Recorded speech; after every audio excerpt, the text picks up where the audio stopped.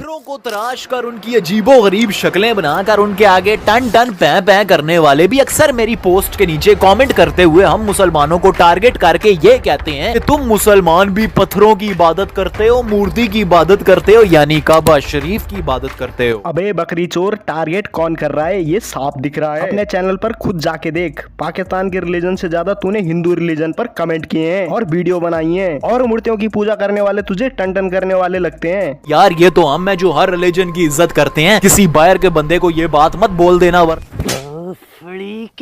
अबे जो 10-10 चादरों में लपेटी हुई स्पीड ब्रेकर हैं, इनके सामने तुम गांड ऊंची करके ढूंढ करते हो, तो क्या है फिर 3 इडियट के चतुर।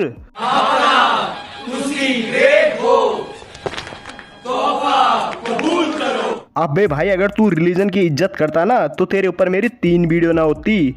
कैसी लगी? तो भाई लोग कैसे हैं सारे के सारे। तो भाई लोग आज मैं तुम्हें बताऊंगा 2 देशों के धर्म की समानता। सबसे पहले हिंदू धर्म पर आते हैं, जहां हिंदू धर्म में एक इंसान के शरीर को देह त्याग देने के बाद स्वर्ग प्राप्त होने की इच्छा जताई जाती है ताकि वो मोक्ष प्राप्त कर ले। और मोक्ष का मतलब तुम्हें पता ही होगा, जन्म मरण से मुक्ति, जहाँ मोह माया से कोई वास्ता ही न हो। वहीं दूसरी तरफ इस्लाम धर्म में देखा जाए, देह त्याग देने के बाद इंसान 72 हूरों के मिलने की सपने देखता है, मरने के बाद भी अपनी काम वासना नहीं छोड़ता, वो भी इस तरह। ये जो हसीन और खूबसूरत हूरें मिलेंगी, क्या सिर्फ चूमने और बगलों में बिठाने के लिए मिलेंगी? नहीं, आप उनसे हम बिस्तरी भी करेंगे, मजे लेंगे। अबे मैंने तो सुना था अल्लाह की कोई मूर्ति नहीं है, अल्लाह की कोई फोटो नहीं है, तो ये क्या है? शायद फेस रिवील हो गया है।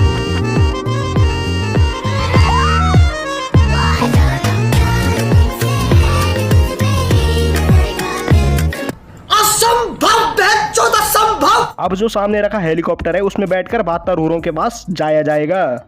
गजब बेइज्जती है। मैं मानता हूँ अल्लाह ने ये दुनिया बनाई है, तुम भी मानते हो, पर एक बात बताओ, ये अल्लाह की दुनिया में अल्लाह की मर्जी के खिलाफ एंटी मुस्लिम कहाँ से आए, जिनका भैया तू खुद विरोध करता है? अबे यार, एक तो आजकल के मुसलमान भी ना बस नाम के ही मुसलमान है, खुदा के ऊपर उनका ईमान तिनके से भी ज्यादा कमजोर हो चुका है। देख भाई, अगर गैर मुस्लिम है तो तुम्हारा अल्लाह भी फेक है, क्योंकि हर चीज का वजूद मायने रखता है ना, और तुम्हारा तो है ही नहीं।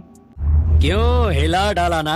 और रही बात हिंदुओं के वजूद की, तो तुझे लाइव डेमो भी दिखा देंगे पूरे हिंदुस्तान का, अजंता एलोरा की गुफाओं से लेकर मोहनजोदड़ो की सभ्यता तक, जो लाखों वर्षों से हिंदुस्तान की सभ्यता को संजोए हुए हैं। देखो भाई लोगों, पाकिस्तान का लिटरेसी रेट 62% है और बाकी 48% इनकी तरह जायल गंवा रहे हैं, जिन्हें कितना भी कोसो, कितना भी गरिया लो भैया, पर ये सुधरेंगे नहीं। तू गाय को अपनी माँ बनाकर बैठा हुआ है या सांड को अपना बाप बनाकर बैठा हुआ है, लेकिन मैं तुझसे ये जरूर पूछना चाहूंगा कि अगर तू वाकई में गाय को अपनी माँ मानता है तो तुझे शर्म नहीं आती कि तू अपनी माता का दूध घर घर जाकर बेचता है? कितना गंदा आदमी है रे तू। तो तुम्हारी बहन भी दूध देती, उसका भी पी लिया करो। गौ माता को रोटी खिलाने वाला, क्या गौ माता को रोटी खिलाने वाला और रोटी के साथ गौ माता को खाने वाला कभी भाई भाई नहीं हो सकता।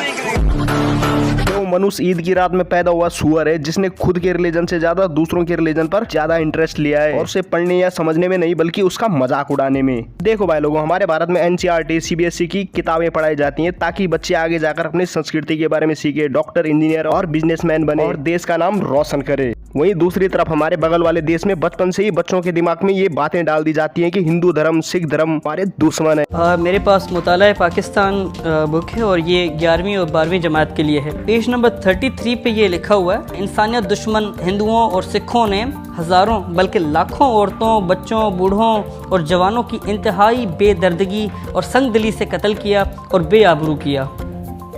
मतलब ये क्या बताने की कोशिश कर रहे हैं इस किताब के अंदर? इंसानियत दुश्मन हिंदू और सिख, मतलब इनकी नज़र में ये पहले ही बना हुआ है कि हिंदू और सिख जो होते हैं वो इंसानियत दुश्मन होते हैं।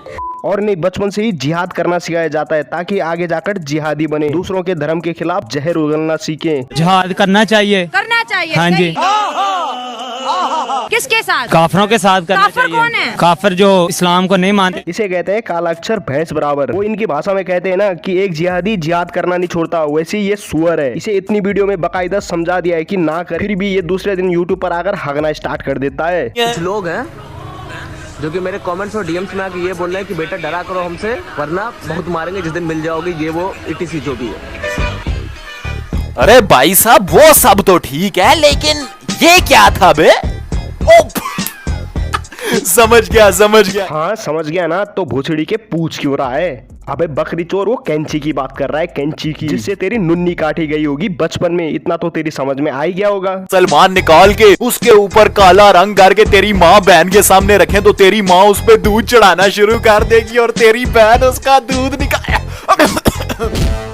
साला इतना समझने के बाद भी फिर भी रिलीजन को ही बीच में ला रहा है। जहां सऊदी अरब में BAPS का टेंपल बनने पर सारी मुस्लिम कम्युनिटी के लोगों ने मोदी जी को बधाइयां दी। यहाँ तक कि वहाँ के प्राइम मिनिस्टर ने भी गले लगाकर अप्रिशिएट किया और ऐसे प्रस्ताव को मंजूरी दी और वहाँ मंदिर भी बना दिया। उसके बाद भी ये बगल वाले उसको लेकर भी भैया चूतियां करते रहते हैं। As a Muslim country Dubai की गवर्नमेंट को बिल्कुल ये इक़दाम नहीं करना चाहिए, बल्कि उनको चाहिए कि इस्लाम की तरवीज के लिए ज़्यादा से ज़्यादा अपना हिस्सा डालें, बजाय कि वो हिंदुइज़्म या कोई ऐसे मजहब के जो कि दीन इस्लाम के लिए खतरे का बाइस हो। और इनकी भैया जल के 64 हो रही है कि भैया वहाँ मंदिर क्यों बनाया, वो तो इस्लाम कम्युनिटी के लोगों की जगह है। दुबई एक इस्लामिक कंट्री है, माना के काम उनके मुसलमानों वाले नहीं है, लेकिन एक इस्लामिक कंट्री है। और अभी हाल ही में दुबई में एक मंदिर को तामीर किया गया ताकि अंधभक्तों को उल्लू का पट्टा बनाकर टूरिज्म के जरिए उनसे पैसे कमाए। अबे भाई अंधविश्वास तो तुझे हो रहा है, मुझे पता है तू अंदर से रो रहा है, फटके तेरी 64 हो रखी है। अबे गोबर बुद्धि, अगर तू इसे धर्म की तरीके से जोड़ रहा है तो भैया ये सत्य है जिसे मानना ही पड़ेगा। लेकिन जब से ऐसा हुआ है दुबई के ऊपर एक पनौती सी छाई हुई है। अचानक से काले खौफनाक बादल आ जाते हैं जिनमें कड़कती हुई बिजलियां और ऐसी बारिश के मानो पूरा शहर डुबा देगी, जिसकी वजह से लोगों का घर से बाहर निकलना भी मुश्किल हो चुका है। नहीं, सुनने में अजीब नहीं लगता कि ऐसी जगह जहां पर कभी सदियों से बारिश नहीं हुई, अचानक इतनी तेज और खौफनाक बारिश होना शुरू हो गई। कुछ लोग इसे करिश्मा बोलते हैं और कुछ लोग इसे क़यामत की निशानी और कुछ लोग इसे काफिरों के लिए वार्निंग। जिस जमीन पर आज तक ऐसा ना हुआ भैया, एक मंदिर बनने के बाद वर्षा हो गई, तो समझ ले वो सनातन का ही सत्य है और उसे मानना ही पड़ेगा, चाहे तुम्हारी ये देखकर अंदर से फटी क्यों ना रही हो। एक बात बताता हूँ, इंडिया में 6 लाख से भी ज्यादा मस्जिद है, जिसमें आधा से ज्यादा तो भैया गिनती में ही नहीं है। उन पर तो हिंदुओं ने कोई आपत्ति नहीं जताई और ना ही वो कभी बोले। और वहीं दूसरी तरफ मुस्लिम कंट्री में एक मंदिर क्या बन गया भैया, तो भैया ये आ गए अपना रोना धोना लेके। मैं तो बोलता हूँ एक आधा मंदिर पाकिस्तान में भी बनवा लो मोदी जी, क्या पता जैसे रेगिस्तान में बारिश हो गई वैसे पड़ोसी मुल्क की गरीबी भी दूर हो जाए। तो खैर बस आज के लिए इतना काफी। अगर आपको वीडियो पसंद आती है यार, हमारा कंटेंट पसंद आता है, और अगर ऐसी वीडियो देखना चाहते हो तो वीडियो को एक लाइक कर देना और